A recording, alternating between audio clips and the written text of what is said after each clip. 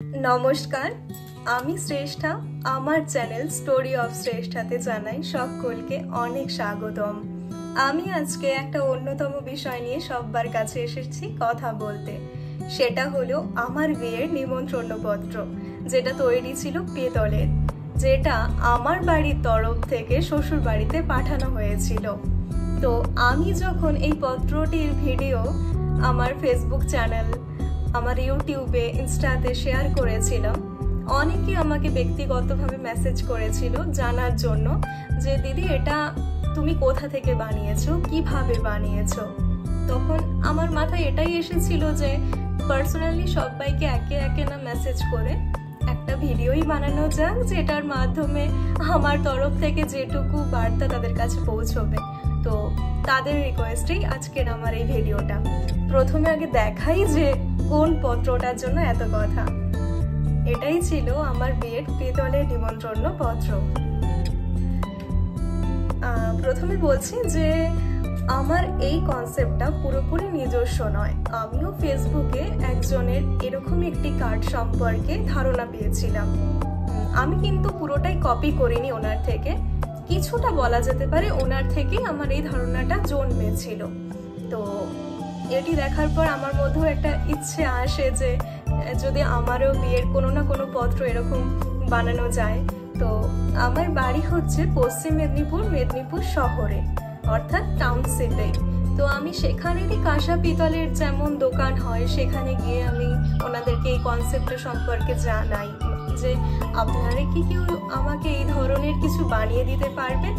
তো ওনারা সাধারণত এগুলো তো খুব একটা দেখা যায় না, ওনারা আমাকে নাই বলেছিলেন যে না আমাদের এই ধরনের কিছু কখনো দেখা হয়নি, তো আমরা পারবো না বানিয়ে দিতে। তার মধ্যে থেকেই একজন দোকানের ভদ্রলোক আমাকে জানান যে হ্যাঁ মেদিনীপুরে এটা বানানো সম্ভব নয় ঠিকই, আমি আপনাকে কলকাতা থেকে এটা বানিয়ে দিতে পারি। তো এই ভিডিওর মাধ্যম দিয়ে আমি ওই আঙ্কেলকে অনেকটা ধন্যবাদ জানাচ্ছি যে আমার একটা ইচ্ছে, যেটা বিয়ের ইচ্ছে বলা যেতে পারে। বিয়ের তো অনেক অনেক স্বপ্ন থাকে মেয়েদের, তো বলা যেতে পারে এটাও আমার একটা স্বপ্ন পূরণ, যে উনি আমার ইচ্ছেটাকে একটা সুন্দর ধাপের দিকে এগিয়ে দিতে সাহায্য করেছিলেন। যাই হোক অন্য প্রসঙ্গ সেটি। তো উনি আমাকে বললেন হ্যাঁ আমি বানিয়ে দেব। উনি কলকাতা থেকে এটা কাস্টমাইজ করে এনেছিলেন। উনি বললেন যে আমি তাহলে এরকম দুটো অর্ডার নিচ্ছি, একটা আপনার অর্ডার আমি আপনাকে দিয়ে দেব, আরেকটি আমি দোকানে রাখবো, কারণ আমার কাছে এই বিষয়টি পুরোই নতুনত্ব লাগছে। তো যথারীতি উনি আমাকে এটা ডেলিভারি দেন। উনি আমার কাছ থেকে এটা বাবদ বলা যেতে পারে 2000 টাকার মতো নিয়েছিলেন।